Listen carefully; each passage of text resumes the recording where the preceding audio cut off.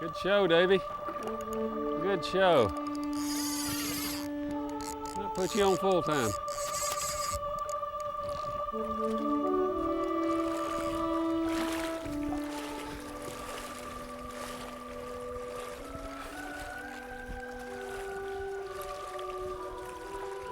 About 4 or 5 pound fish. About a half a mile up the river. Let me bring that. Keep average. That's a pig. That is a pig. I want to get that fish up there on that shoreline. This fish about 5 pounds. Yeah, he's a pig. Yeah, let me get in close in, get him out of this deep water, Gary. Get behind him. Keep him spooked in. I'm only fishing 4 pound. I'm only fishing 4 pound line in this sweet creature. Dennis, back up there, can you? You took my top dropper. You gotta take our time here, Gary.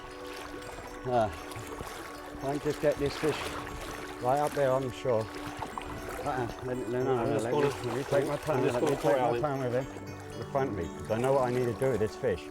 I've got to get him turned in with his head right up on that shore. Okay. There we go. What did you ask me to produce for you, my friend? Is that going to work? Is he 4 pounds, Davy? Oh, he's a bit more now, I guess, huh? 4 and a half. Right in the corner of the mouth.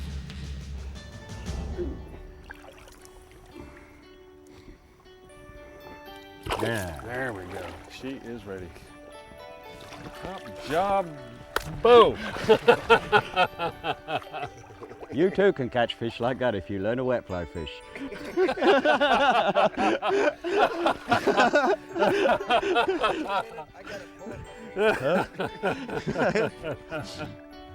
I've had a good day's fishing. I've quit. You gonna quit while you're ahead, huh? Yeah. We're not going to guarantee it, but we know we can improve your chances of catching a trout like Davy's by adding wet fly fishing in the traditional style to your arsenal of tactics.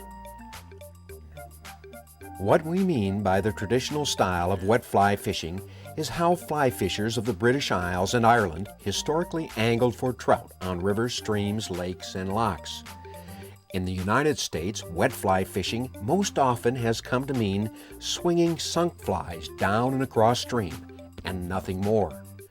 This traditional style involved fishing wet flies to every quadrant of the stream, and that will be the main part of this video. Davy Wotton showing us how to fish a cast of wet flies with both dry and intermediate fly lines up, across, and down. The traditional style also means angling with multiple flies on the same leader, termed a cast of flies. We'll use 3 flies in our cast, but originally it wasn't uncommon to have casts of as many as 6 flies. We will as well go into detail on the proper wet flies in a cast, what flies to select for what position in the cast, and how you assemble the cast, including the knots Davy uses. To help Wotton get his lessons across, we have solicited the assistance of professional fly angler Gary Taylor. Gary guides and instructs both fresh and saltwater fly fishing and has volunteered to help us figure out what in the world Davy is talking about. Gary will take the lessons in your place and ask the questions he thinks you might be considering. Making fish strike when they may not be in the mood is something that wet flies can often do when dry flies cannot. And it is one of the big reasons Davy gets so excited about bringing this method to the uninitiated. Rather than simply being a blind participant, dead drifting dry flies or nymphs who occasionally mends the line, you often work a cast of flies through the entire presentation. Even in a heavy hatch, it is often wet flies fished below the hatch that can produce the best results. And when the sun is high and the trout have gone doggo, as they say in New Zealand, a properly presented cast of wet flies can move a fish when little else will. This is, of course, if they are presented properly, and we hope to give you the tools to do just that. Those fish, they get sideways on into this heavy current, and they can feel like rocks at times. They feel real different than they would do on a pretty fast stiff action rod too. But That's a nice brown trout there anyway. Wet fly fishing in the traditional style you are about to learn is a very active form of angling. You are seeking instinctual reactions from the fish. I'm food, I'm alive, I'm going to get away, might be some of the messages you are trying to get your cast of flies to convey. Everything that is required to help make your flies communicate this message is what you need to discover if you are going to be successful. There you go. Alrighty. Well, that was nice. As far as equipment for wet fly angling goes, the rod is the most significant departure from the conventional. A long rod, 10.5 to 11.5 feet in length, is what allows the angler to work the flies. And by working the flies, we mean bringing them to life, animating them with your presentation. Wotton wants his wet flies to appear as if they were either swept up in the current, emerging, trapped in the film, hatching, spent on the surface, or even diving, as might be the case with an egg-laying caddis. He wants to give the trout as many reasons as possible to choose his presentation. What will be the same in every style of wet fly presentation we cover is that you're trying to position your cast of flies so that they lay out in a straight row. It is this sequential appearance of flies in the fish's window of vision that creates a good deal of the magic of wet fly fishing in this style. Your bottom fly should be below the surface, your middle dropper in or near it, and your top dropper above. Davy will adjust the actual depth of his cast of flies in relation to the surface depending upon the conditions at the time by altering his fly selection. For example, if he was fishing a hatch in its early stages, his anchor fly might be a little heavier or larger to get his presentation deeper and imitate the start of an emergence.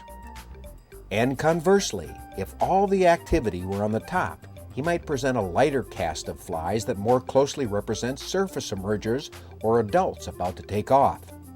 In all situations, he will maintain the critical profile of the cast of flies, having this team of patterns strung out in a line where each has an opportunity to be viewed separately by the fish. This will hold true regardless of whether you're dead drifting or imparting animation to the presentation. The other thing that remains the same regardless is that the bow your line makes between the rod tip and where the line meets the water tells you if the cast is fishing properly. This angle of hang, as it is called, indicates if your flies are lined up and performing as they should be, or being sucked under the surface. It will as well serve as your strike indicator for those flies that are fishing below the surface, flattening out, or jumping when you have a take. As to the structure of the video, we have mixed general information about wet flies and how they are rigged with demonstrations of how to present them to different quadrants of the stream. Our goal is to give you a general understanding of the terminology, flies, and techniques employed while wet fly fishing, so that you are confident enough to go give it a try. So sit back and let our gracious southern host, Gary Taylor, help you with these wet fly lessons in the Ozarks. Discover a little of what Davy Wotton, a transplanted Welshman, knows about the way to fish wet flies in the traditional style. It's just such a fun way to catch. I mean, that fish I pulled off right on that far shoreline over there, about 45, 50 feet away, and as soon as I lifted the rod and just started that first few inches of working that fly out way, he just come up and he hit it darn good. All right, there we go. Nice trout.